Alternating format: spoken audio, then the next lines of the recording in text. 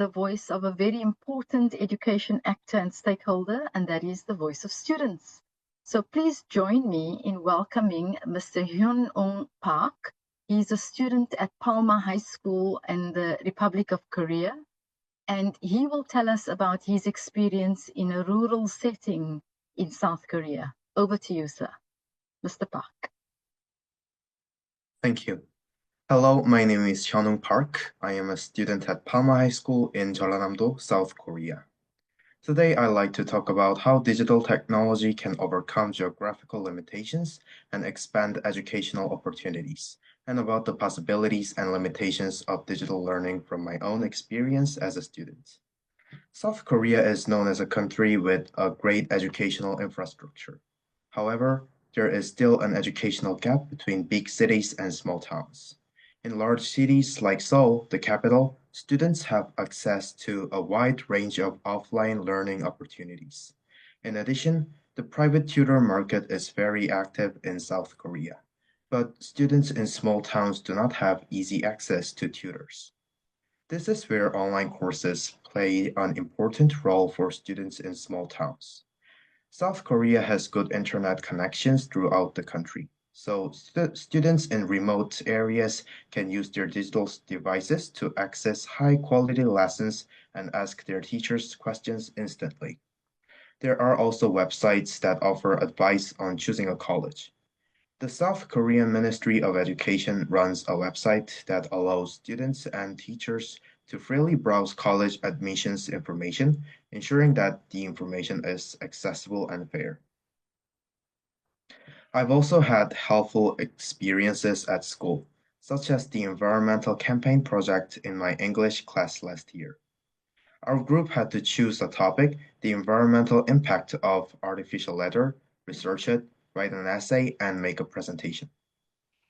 It was during this project that I realized how effectively digital tools can support learning.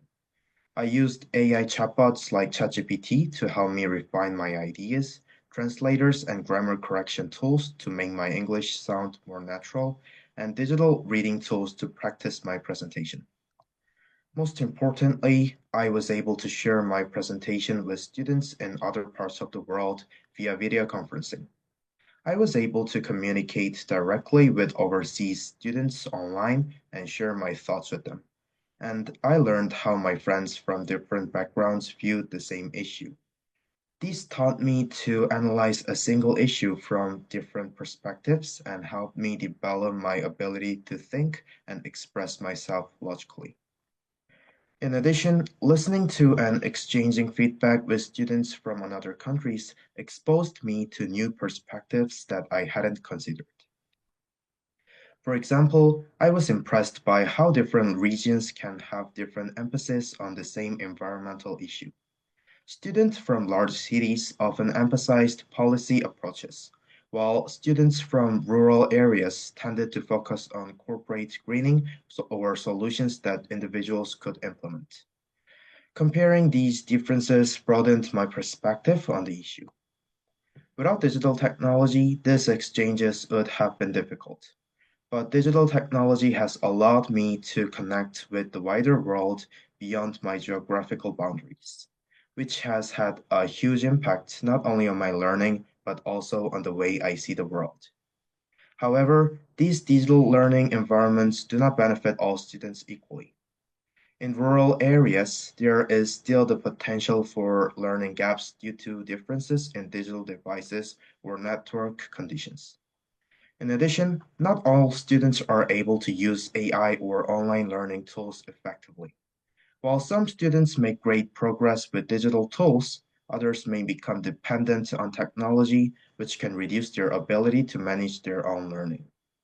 In conclusion, digital technology is a powerful tool that can overcome geographic constraints and provide equal educational opportunity for all students. Digital learning gives students the opportunity to experience the wider world beyond geographical constraints. It allows us to go beyond acquiring information to understand different backgrounds and working together. I hope that digital technology will continue to enable more students to have equal access to education. Thank you for listening.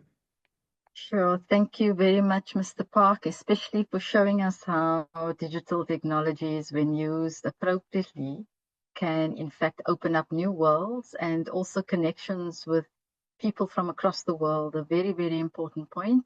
Thank you also for acknowledging that digital learning environments do not benefit all students equally and to surface that in your own experience.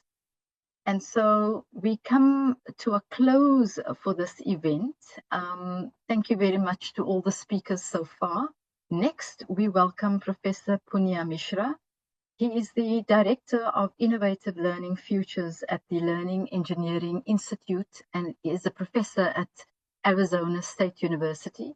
Professor Mishra will be taking us on a storytelling journey set in a range of challenging educational contexts around the world. Let us give him the floor as our storyteller. Over to you, Prof. Mishra. Good morning, good afternoon, good evening, wherever in the world you are. I hope you can see a slide on there and you can hear me clearly. Let's make sure the tech works because that is often the challenge here. Thank you so much for inviting me to speak today and for the kind introduction. It's been a pleasure listening to all the other speakers so far. A special shout out to Hyun Park for representing the student body. I think that's always very impressive. And I also need to thank Barry Kruger for giving a shout out to Arizona State University, which is where I am right now. So to start off, this is a little bit about myself. Almost everything I do is public on my website, so you can go there and see things. What I'm going to do is something somewhat different than what I talk about as a researcher and a scholar. That's what I do. But today, I'm going to stick with sort of the key ideas behind the International Day for Digital Learning 2025, which is center the global digital learning dialogue, celebrate strategies and practices, and learn from digital learning realities and experiences.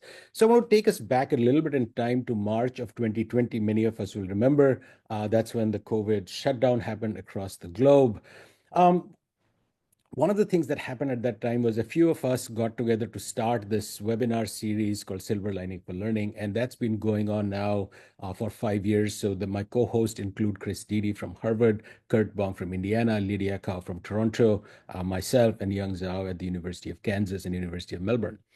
And we thought, being naive, that we would do a few episodes where we'd be sharing stories of the kinds of creative things people were doing in the advent of the pandemic, and that's what we would focus on. But here we go, 5 years later, 226 episodes. We're still going strong. We celebrated our 5th year anniversary this week. We've had 350 guests from across the world. And you can go to silverliningforlearning.org and be a part of that conversation. What I think is important to recognize is that this is a completely unfunded effort. This is us meeting every Saturday, inviting interesting people from across the world to engage in some genuine conversations driven by curiosity, passion, and a commitment to education and learning in all its forms. And it seemed very appropriate to sort of bring that up in the context of what we are discussing and talking about in this day. And we've covered a whole range of topics from student autonomy, remote learning. I could go on and on. The role of philanthropy, new systems of education, different ways of education assessment. Clearly, a bunch of episodes in the recent past have focused on AI, just given its sort of salience.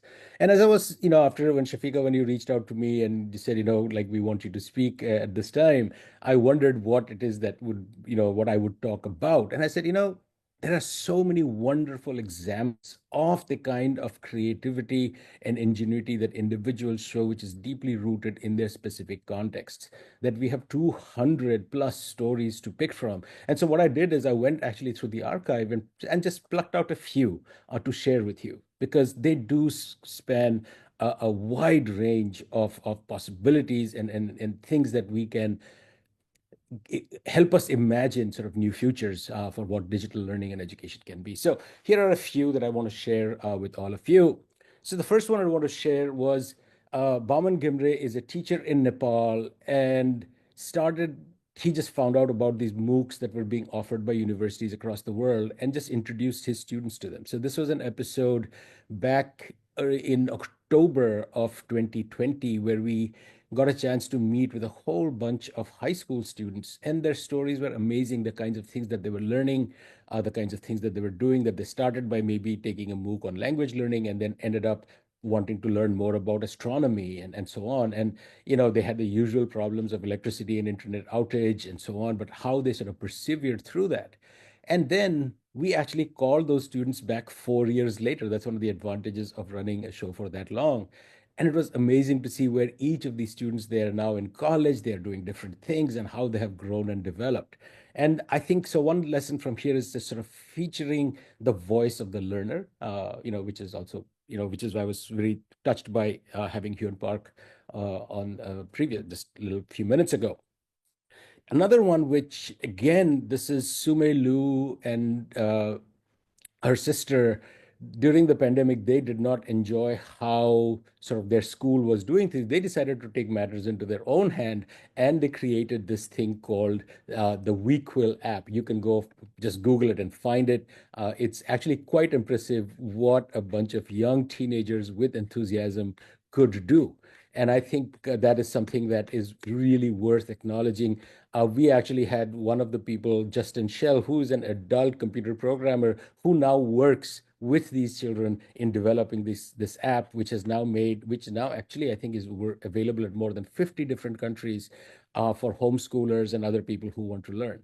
I mean, I really recommend these episodes for you to watch for the simple that it is just amazing what can be done if you decide to take matters in your own hand and try something out. I'm not saying all of your possibilities will succeed, but it's just great.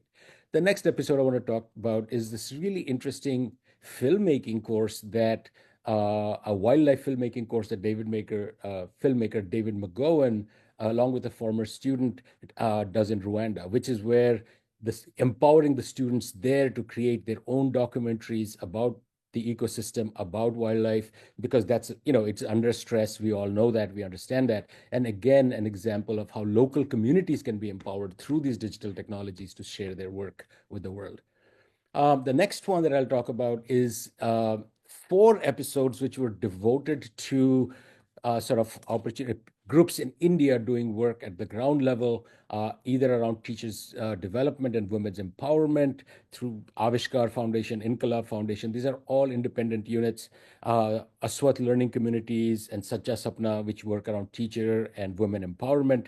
Quest Alliance and Reap Benefit, who work on sort of workforce development, self-reliance. How do we do that translation between school and the world of work in authentic and powerful ways? Again, deeply rooted in their communities and so on. I could go on. I mean, honestly, I could talk about each of these episodes, but I want to give you a snapshot of all the different things that are possible in this space when people take the initiative. This was a very impressive episode called E Venturas with the guest Francisca Astudillo, Francesca Saez, and Sofia Lorraine. Sofia is actually a teacher in that work. And these are people who were actually interested in developing curriculum, but they go in and they realize that the social emotional aspect of learning, that the kinds of challenges, behavioral and social emotional skills that students need are in fact critical foundations for any genuine learning to happen, and decided to focus their attention on that. In their 5 years, they have identified, tackled key barriers, bringing evidence-based programs to Chile and so on. So again, an example of people doing very sort of powerful, transformative things with an idea and following up on it. And there are story after story like this that I could share. The next is a set of 3